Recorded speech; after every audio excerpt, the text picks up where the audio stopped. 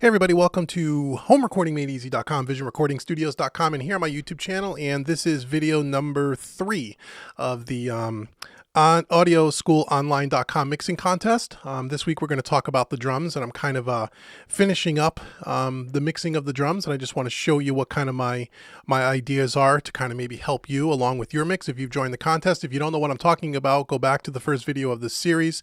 All these videos will be in a playlist, and you'll know what I'm talking about. So anyway, the song again is Nothing I Can Do, and the name of the band is I Don't Believe in Ghosts, and we're just going to talk about the drums today. So first let's take a look at the master bus and what effects we're going to be using, and then I'll take you through the drums and show you what my drum sound is. And again, this will probably change a little bit as I build the rest of the mix, but this kind of gives you a good foundation and maybe point you in the right direction if you're looking for some ideas or trying to mix these drums yourself. So let's take a look. So anyhow, on the master bus here, we have our chain is going to be as such. So the first plugin we're going to be using is by Slate Digital, the VCC. This is the virtual mix bus part of that plugin. We're going to be using a Neve vibe on this song all the way around. So we have it on the Neve setting, and we grouped it to group number 1, so we can toggle on and off the VCC across the whole mix by using this group bypass button when we group everything together. The second plugin in the chain is going to be the Slate Digital FG Mu, which is a Fairchild emulation. Again, we're only going to be doing like a 2-to-1 ratio, maybe just kissing the needle here. We're going to be compressing less than 2 dB. We're just going to be kind of kissing the needle 1.5 dB. That's about it. And we're going to be using a fairly slow attack and a fast release on this. And then the next plugin in the chain, which is not being used right now, but it's here for towards the end of the mix. So the drums are really not going to this is really not going to be affecting the drums for this video. We're going to be using the Slate Digital Revival plugin, which is kind of like a sonic maximizer for some top end shimmer and some low end thickness. Right now, as you can see, they're turned all the way down. So even though we'll see signal coming through here, I'm not adding any top or bottom end quite yet. This will probably be on the mix at the end, so just be aware of that.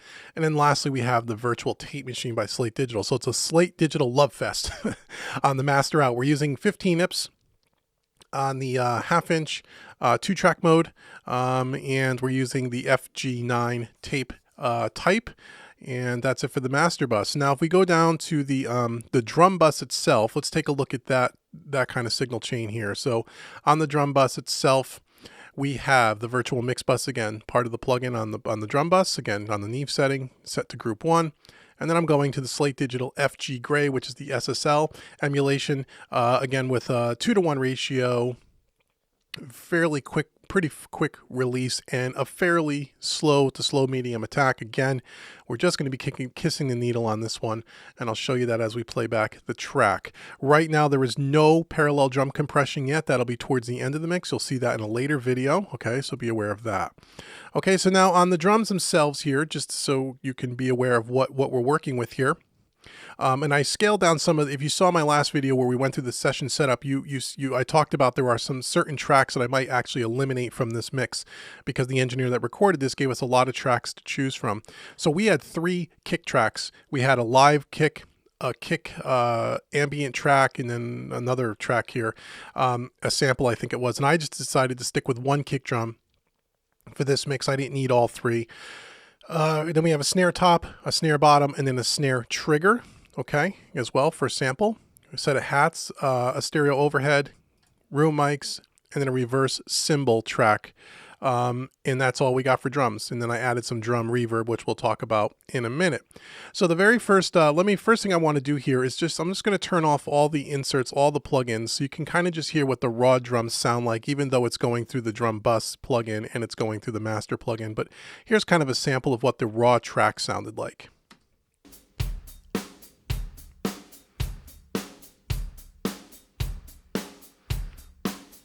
And I'll go ahead and turn up the bus so you can hear it a little bit better.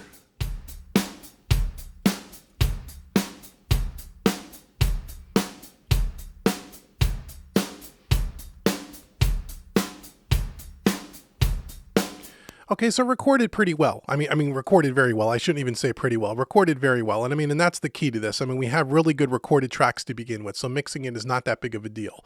So that was our beginning drum tracks with the raw tracks here. Again, no reverb being sent to it right now. Oh, actually, no, there is some reverb. Let me turn that off. Okay, there's all the reverb off. No plugins except for what's on the master bus here and what's on the drum bus. Okay, so now let's turn on all the plugins and then we'll walk through each track one at a time and show you what I kind of did here. So that was our beginning, that was our start. Now here is our finish here, our finished drum sound, or semi close to finished.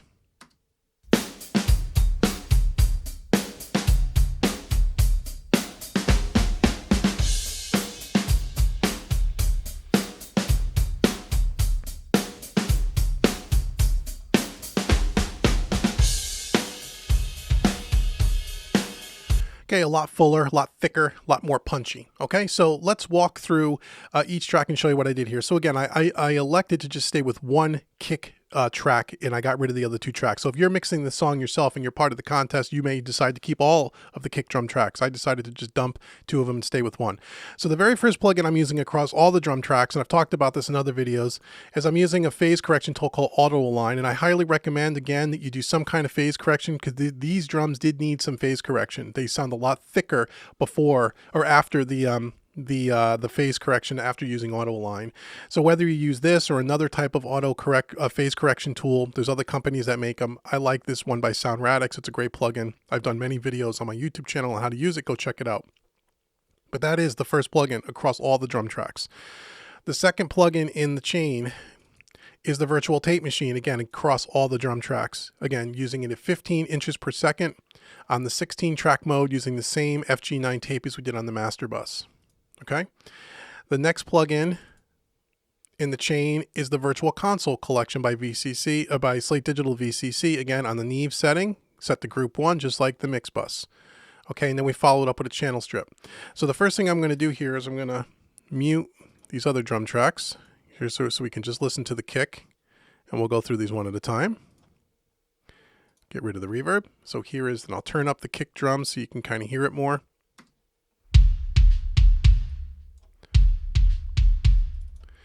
Okay, so here's the tape machine, hitting it pretty well. Okay. So here we're using the Universal Audio Neve 88RS plugin, which I've done many times. If you've watched any of my other YouTube videos, you've seen me use this before. It's a great channel strip. And because we're going for a Neve vibe, I'm using the Neve channel strip. So anyway, I will walk through the way this plugin is kind of laid out on this channel, and then on all the videos going forward, you can refer back to this if you want to see the layout of how this channel strip works. So in the top left hand corner, we have our input side, our line or mic. Most of the time we're going to keep it on line. This is our input to the console. Underneath that in blue, we have our high and low pass filters, okay, or high cut, low cut filters. Beneath that, we have our gate and expander on the left hand side, which we're not using at all in this mix. And then we have our compressor dynamic section next to it on the right.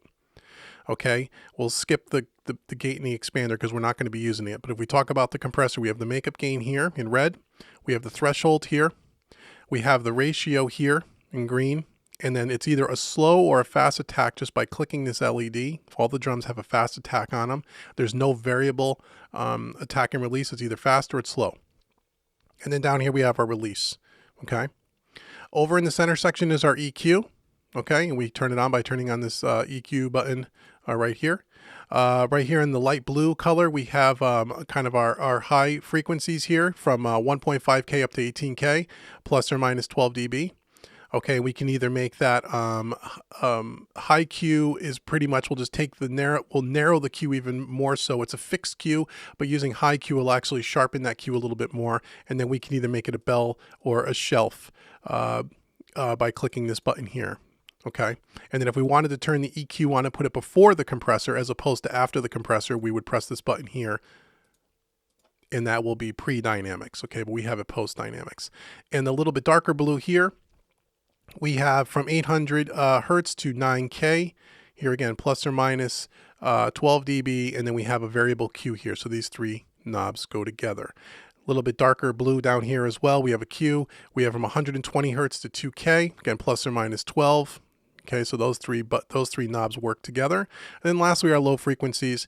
We have right here from 33 hertz to 440. Again, it could be a shelf or a bell. And then we have plus or minus 12 dB. Turn it on and off by doing this with the power switch. Over here in the top left-hand corner, we have our gate and expander meter, reduction meter, which we're not using, and next to it is the compression gain reduction meter, which you'll see is being used. And then our VU meters right here.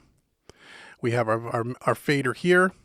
And then this just kind of is really the same thing. This output knob is really the same as the master fader here.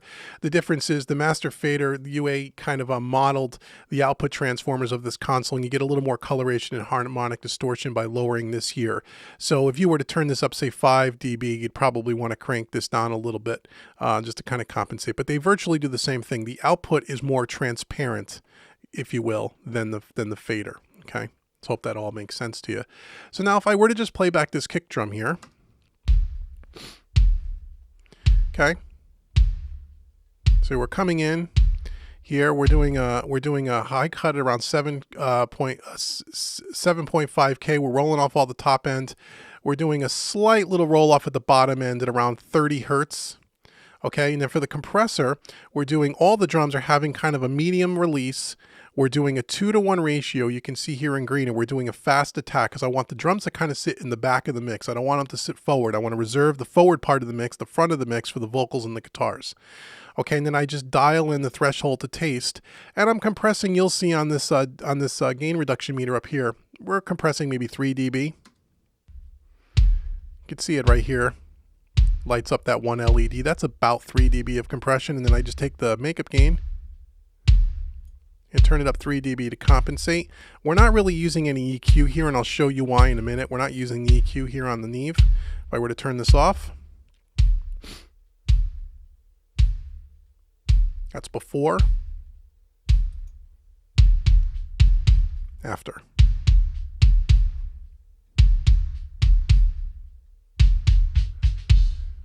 Okay, so that's the Neve 88RS. Now after that, on the kick, we are using a very, very popular plugin of mine that I use, and I've done this in other YouTube videos. This is my plugin mix called the Plugin Mix Clarisonic. It's kind of a real, this is like instant kick drum sound when you use it. Really gets into those low subsonic frequencies where we only have 3 knobs. We have a sub-level knob, which will get us really that deep thud and that deep thickness of the kick. We have a thing called low focus here, and then we have clarity, which gives you more of the click and the snap. So if I bypass this,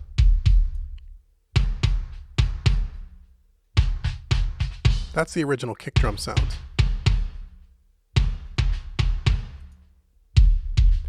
And there's with the Clarisonic. Okay, you can use the sub level to give it more or less. Low focus.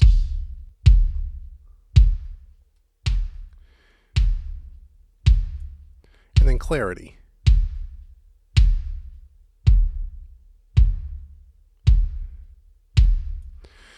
Okay, so normally I'll put this on. I just use a factory preset called Bass Drum 1, and then I kind of tweak it as the mix is starting to come together. Because again, I would always do this in the context of the mix with the rest of the drum kit. I kind of dial in how much low and how much high I want, where I want it to sit. But this is a great plugin. For 50 bucks, you should get this plugin all day long. Okay, so that's our kick drum sound.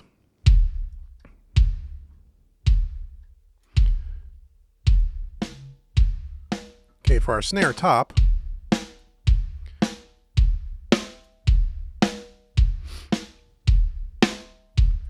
using auto align,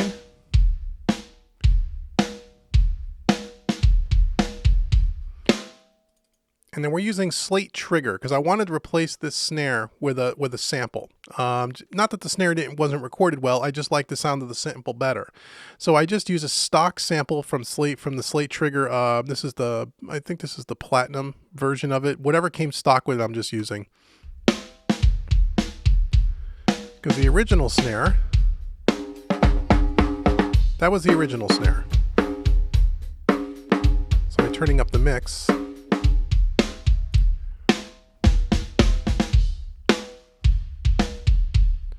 Okay, so once I got the drum sound that I wanted with Trigger, I went to the tape machine.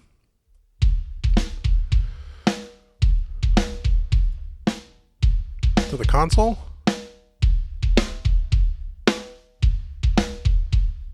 To the Neve. Okay, so over here we're doing a low cut filter at around 75 hertz or so. Okay, we're using the compressor again. We're using a medium release. We're using a 2-to-1 ratio, again a fast attack, and then we're using the threshold to dial in how much compression we want. And I'm getting again about 3 to 4 dB. You can see it right up here. And then I use the makeup gain, about 3 dB.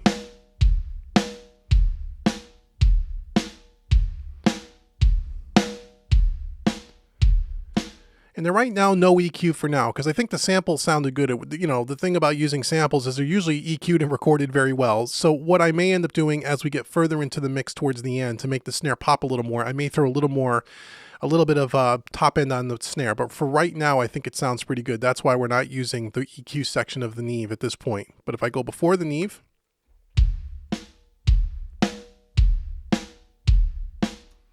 a lot thicker. Okay, that's a snare top. For snare bottom, again, same signal chain using auto align. Then we're using the virtual tape, console.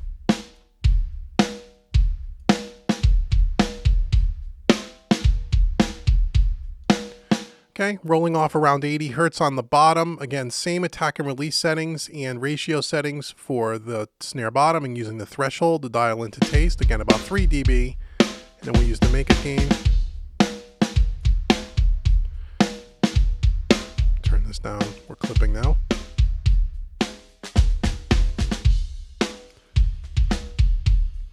Okay, and then on the EQ here at about 6, a little more, about right around 6K, giving about 6 dB of a little bit of a bump on the top end. And then what I do typically is I will just dial in the bottom snare to taste. I don't like a lot of bottom snare. Kind of dial it into taste. And right now I'm screwing up the mix, obviously, because I'm moving the faders for this demonstration, so things are a little out of balance.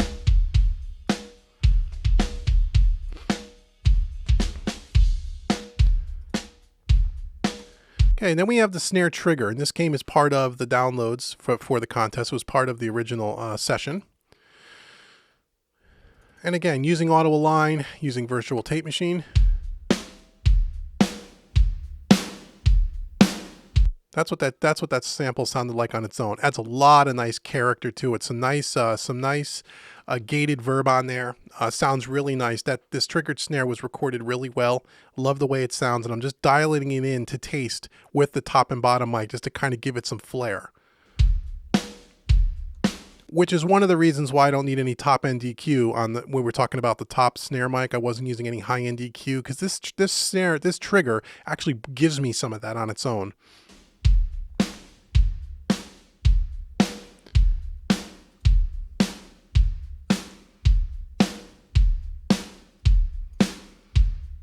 Okay, you see about 3 dB of compression again. Okay, about 80 hertz, low cut. And then again, doing about 3 dB of compression, give me about 3 dB of makeup gain.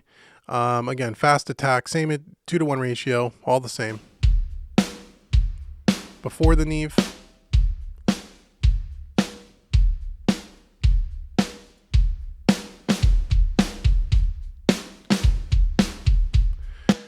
So before the channel strip, it sounds pretty good. Once you bring the Neve in there, it really does make the thing pop and gets a little bit heavier weighted, a little bit thicker. Sounds really nice. And Neve does a great job. It's got a lot of great tonal character, this channel strip, which is why I love it.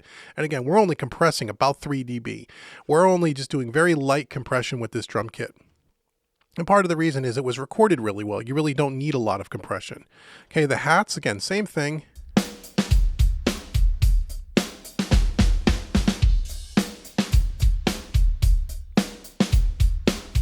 Channel strip.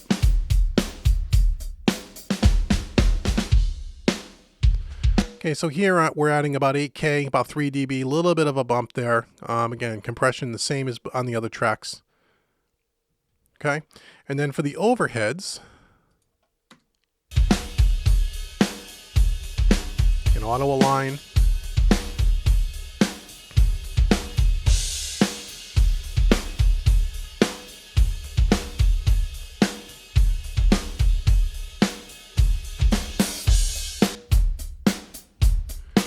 Okay, so here on the channel strip again, we're doing a high cut around 18K just to get rid of some of the top end brittleness, and just get rid of some of that air and that nastiness that we don't need. And then I'm rolling off at around 70 hertz on the bottom. Again, compression all the same as before, fast attack, and then again about 3 dB or so.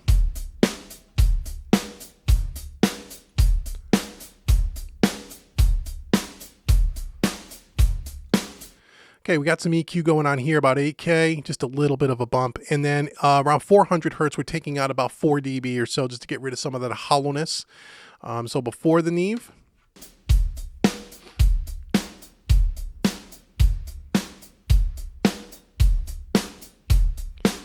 Really brings out the sound of the snare. Snare sounds great in this track. I mean, it just sounds great, I think. Okay, now we're going to the rooms, and again, same kind of concept.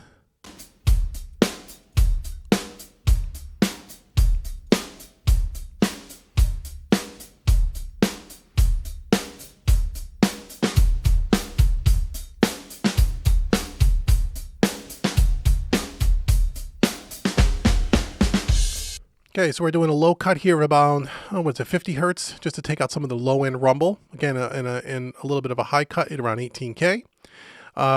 Compression again, maybe 3-4 dB at most. And then on the EQ around 8K, just a hair of a bump. And again, taking out that 400 hertz, about 6 dB. This is before. And again, I don't use a lot of room. Just kind of dial it into taste.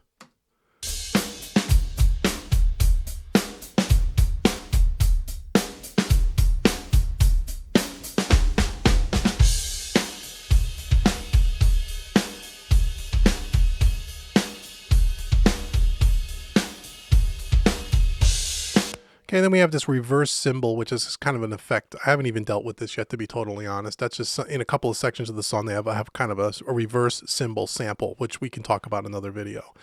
So that's kind of our finished drum sound. And then what I did was, even though it's got some nice ambience to it, what I wanted to do is I wanted to glue it together a little more with the rest of the mix as we're going forward. So instead of doing early reflections in this mix, I decided to use a drum reverb, and I'm using the Universal Audio Ocean Way Studios. And I've talked about this before. If you're a Universal Audio user and have their plugins and don't have this plugin, you really should go out and demo it and buy it. It's pricey, but it's an amazing plugin, and it really does a great job. It's a reverb. Yes, it can be used in 2 different modes. As a reverb, you can see the mode in the top right-hand section here, or a remic. We're using it as a straight-ahead reverb on a send and having all the drums sent to it. And what Universal Audio did is they went ahead and they modeled the room of the famous Ocean Way Studios. We have Studio A and Studio B, and you can choose the Studio A or B by this drop-down box. And then they've also modeled, you can see this, the source is drums 1, and you can see in the little diagram the drum kit, and then the 3 sets of microphones near, mid, and far. And they have a bunch of other presets for different instrumentation. Okay, and then you can control the level of these 3 microphones by this little mini mixer down here. Okay, and there's a lot more to this plugin other than that, but that's the basics. I got it on 100% wet. And then what we do here is I just dial this into taste just enough so you can hear it. Okay, so I'm going to exaggerate it to show you what this does.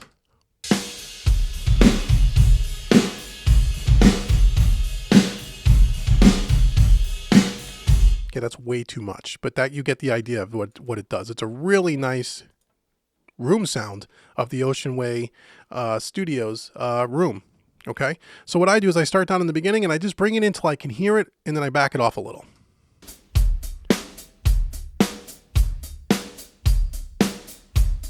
Hear it there. Now if I were to take it away by muting it,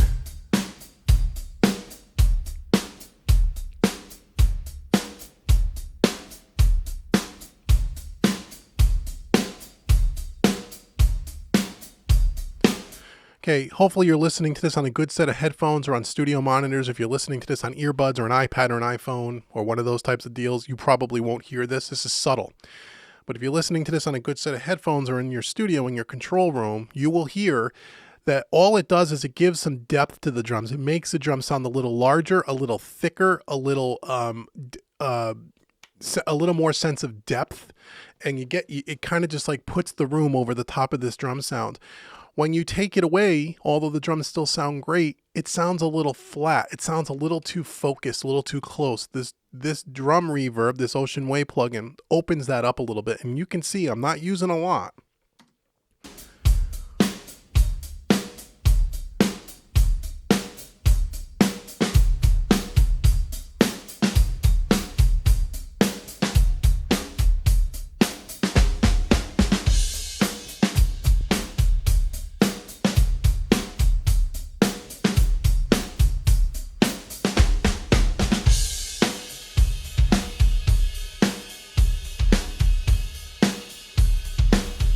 Okay, so it gives a little more fullness to the snare, and on that ride cymbal in particular, it just kind of opens it up and it doesn't sound so flat to me. So again, this is something that I would, I kind of set it right around here, and then as we're building the mix in future videos, I'll go back and I'll add or take away this reverb in the context of the mix to see where I want it to finally sit. But that is our basic drum sound. So that Ocean Way plugin does wonders. It really makes a drum kit come alive. Now lastly, we'll go down to the bus again.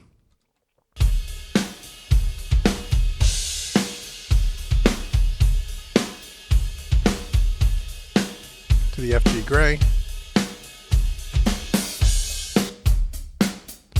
1 dB.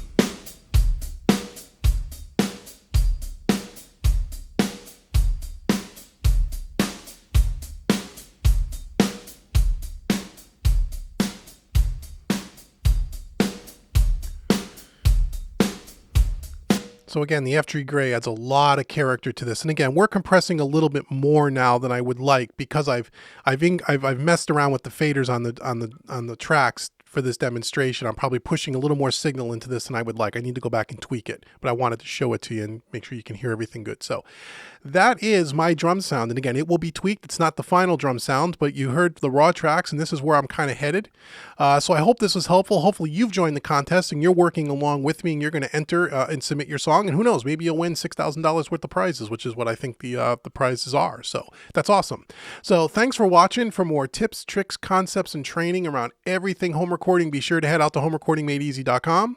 And if you want to know more about my mixing and mastering services, you can always head out to visionrecordingstudios.com. So until next time, this has been David with homerecordingmadeeasy.com, and I'll see you in the next video. Take care.